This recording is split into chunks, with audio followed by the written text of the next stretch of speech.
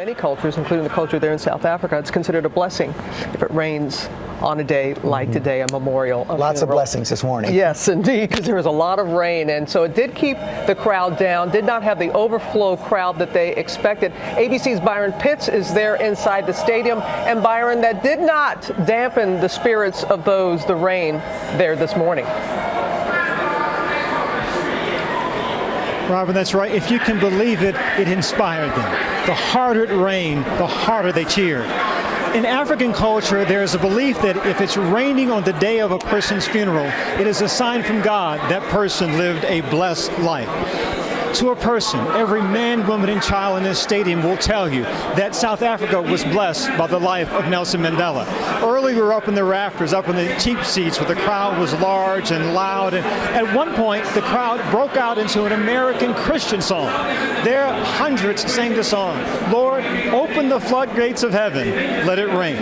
Robin, those prayers have been answered over and over again today. I would say they were answered tenfold.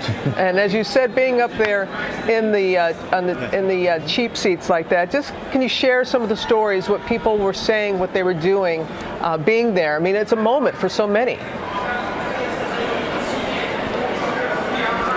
Robin, we talked to one woman who arrived on site 6 hours before the program started.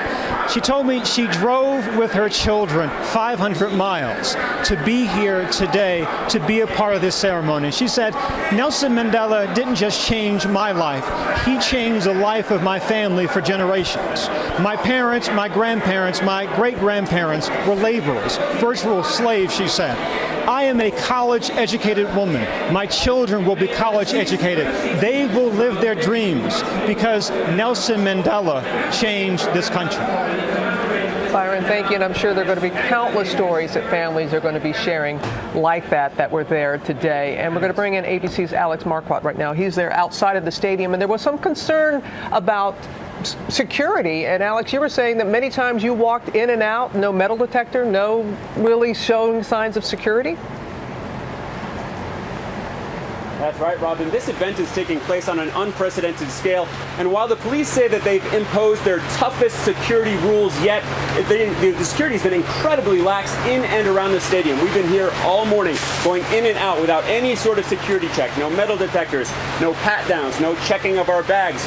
Even when the president arrived, we were able to waltz right in with no security check. And that means there are tens of thousands of people in that stadium with the president who haven't gone through any sort of screening. And I can tell you that's not the way the Secret Service likes to do things. Robin? But thankfully, there have been no incidents whatsoever. Everybody has been extremely peaceful. Alex, thank you so much.